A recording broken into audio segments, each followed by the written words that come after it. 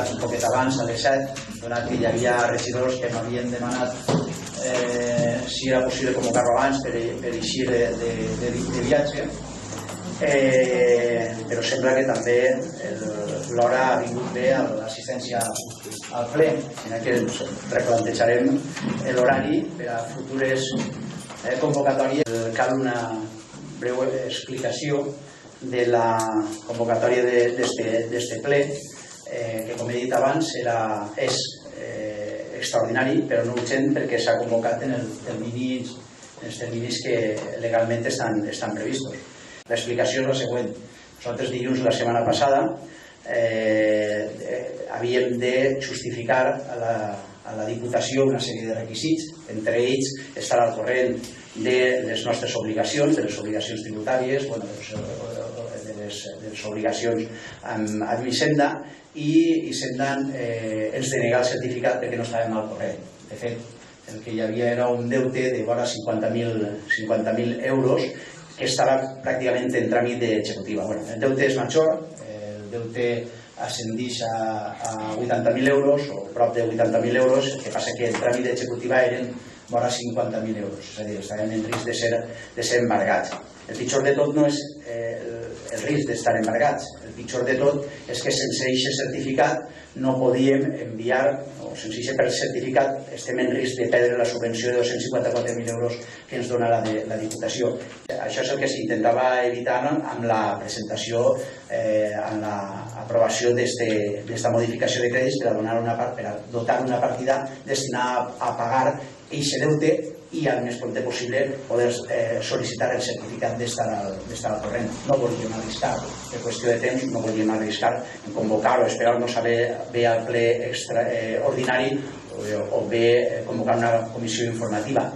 L'oposició, el mateix dia que jo vaig convocar el plenari, van rebre una explicació del que es pretenia amb la convocatòria d'este ple extraordinari. I el que sí que és cert és que lamente que les coses hagin vingut d'esta manera, però les coses venen com venen i no com voldrien. La nostra major sorpresa era no estar al corrent i tindre un deute com el que tenim i estar a punt de ser embargats.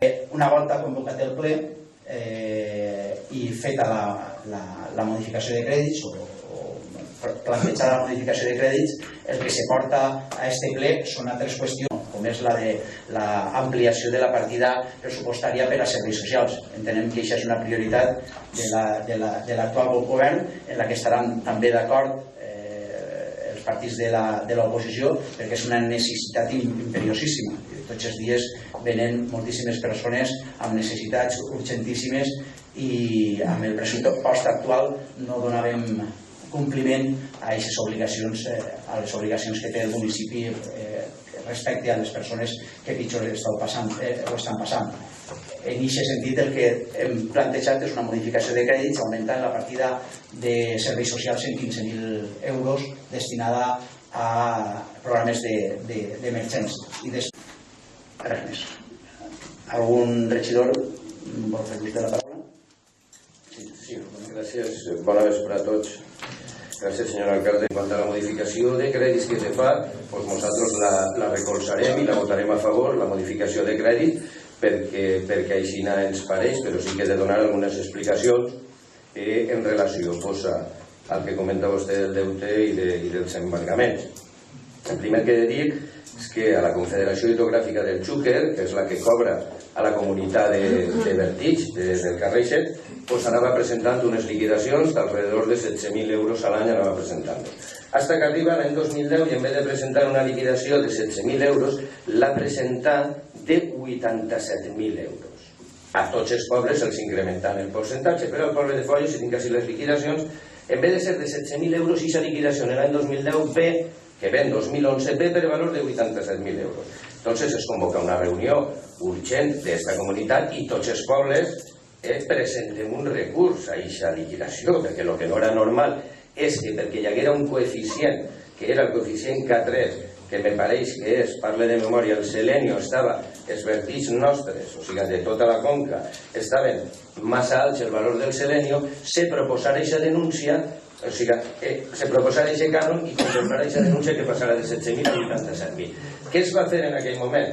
En aquell moment el que es va fer és interposar per part de la comunitat de Bertix, tots els ajuntaments i l'Ajuntament de València inclòs, s'interposa un recurs de reposició.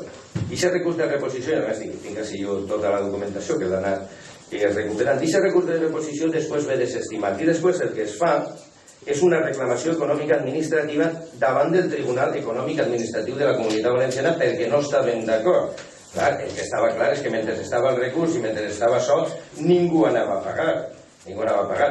I així es queden els ajuntaments. No sé si també s'han pagat, però durant aquest temps no s'havia fet front a això. Ara, en aquest moment, és quan segur que la Confederació Hidrogràfica del Xúquer és quan ho envia a executiva. I per això l'envia d'executiva apareix així la Seguretat Social. Vull dir que vull deixar clar que este govern de la Seguretat Social està sempre al dia i que no és així la qüestió de que així no se pagarà ni a l'agència tributària, sinó que això és una qüestió que la Confederació Hidrogràfica del Xúquer després ho envia a executiva i ara és quan apareix això. I vull dir també que sí, que és que possiblement digui l'embargo, digui el més, però que totes les subvencions que damunt estan executant en aquest moment, totes les subvencions que han vingut i que vindran venen perquè l'Ajuntament en el govern anterior ha anat complint. Nosaltres no hem tingut notícia fins el dilluns o fins el ple de que això estava en executiva, sinó també ho haurem pagat. El que n'hi haurà que mirar ara, i és el que seguirem informant, i és el que jo sol·licite, és com queda aquest recurs de la reclamació econòmica administrativa, perquè sí que és que l'última reunió, ja la tinguem, me parece que farà, no sé si fa 2 anys, i entonces no sabem molt bé com queda el tema, però que no era una intenció de deixar de pagar res per l'anterior govern ni menys això, sinó que era que ara en aquest moment quan enviat d'executiva entonces ens obliguen a pagar, igual que l'Ajuntament també envia altres coses a executiva, i crec que aquest aclariment és necessari perquè es veja que no n'hi havia ninguna intenció ni ninguna deixadesa en aquest tema.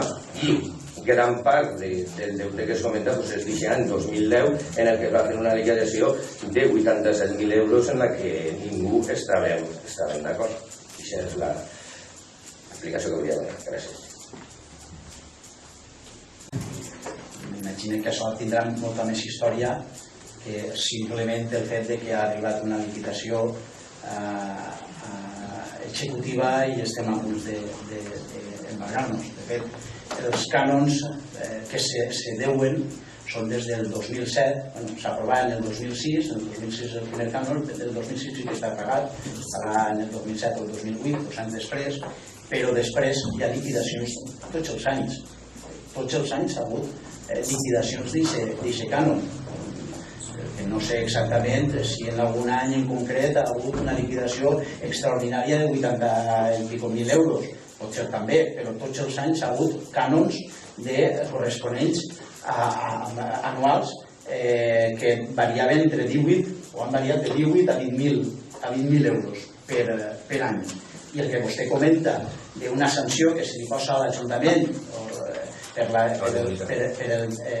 l'abocament d'una substància o d'un tòxic, això és una altra qüestió. Hi ha una part de sancions que és corresponent a un abocament sense autorització, però hi ha altres que són abocaments en autorització que venen regularment tots els anys, que són entre 18.000 i 20.000 euros i que s'haurien d'haver satisfet any rere any. I una altra qüestió és que l'Ajuntament no està d'acord en el concepte o l'objecte d'aquest abocament. Jo no estic d'acord en moltíssimes coses i me toca pagar-lo. No estic d'acord en la tarifa de la llum, no estic d'acord en l'entre, en el FEM i me toca pagar-ho. L'Ajuntament pot no estar d'acord en totes aquestes liquidacions i ho hauria d'haver pagat. I hi ha un recurs que vostè mateixa diu que fa més de 2 anys que s'interposa, que com està, me pregunta a mi. Jo si s'interposa fa 2 anys, jo m'imagino que la responsabilitat de saber en quin lloc està aquest recurs seria de vostè, m'imagino. Però bueno, de totes maneres, si vostè m'ho pregunta, jo m'informaré per veure si aquest recurs encara està plantejat després de més de 2 anys o encara no.